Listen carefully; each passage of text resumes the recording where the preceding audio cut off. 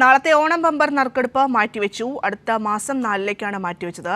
സാരംഗ് ചേരുന്നുണ്ട് വാർത്തയുടെ വിശദാംശങ്ങളുമായി. സാരംഗ്, അതായത് ആരായിരിക്കും ഭാഗ്യശാലി എന്ന് കാത്തിരിക്കുകയാണ് കേരളം, പക്ഷേ മാറ്റിവെച്ചു എന്നുള്ളതാണ്. എങ്ങനെയാണ് വിവരങ്ങൾ?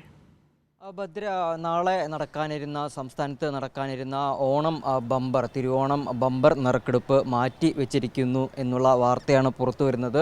അതായത് അടുത്ത മാസം ഒക്ടോബർ 4-ലേക്കാണ് ഈ നറുക്കെടുപ്പ് മാറ്റി വെച്ചിരിക്കുന്നത്. ഒക്ടോബർ 4-ന് ഉച്ചയ്ക്ക് തന്നെ ഈ നറുക്കെടുപ്പ് നടക്കും. പ്രധാനമായും ഏജന്റുമാരുടെ ആവശ്യത്തെ തുടർന്നാണ് ഇത്തരത്തിൽ ഈ ഒരു നടപടി.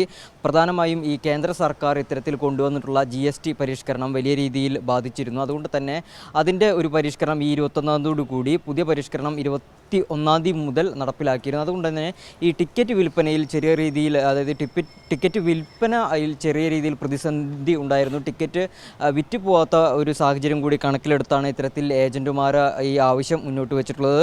2018-ൽ GST ആരംഭിക്കുമ്പോൾ ഏതാണ്ട് 12%. അതിനുശേഷം 2020-ൽ അത് 28%. അതിൽ നിന്ന് നേരിട്ട് ഇപ്പോൾ, അതായത് 2024-ൽ 40% ഇത്തരത്തിൽ GST വർധനവ് ഉണ്ടായിട്ടുള്ളത്. അതുകൊണ്ട് തന്നെ ലോട്ടറി ഏജന്റുമാരൊക്കെ ഒരു വലിയ പ്രതിസന്ധിയിലായിരുന്നു.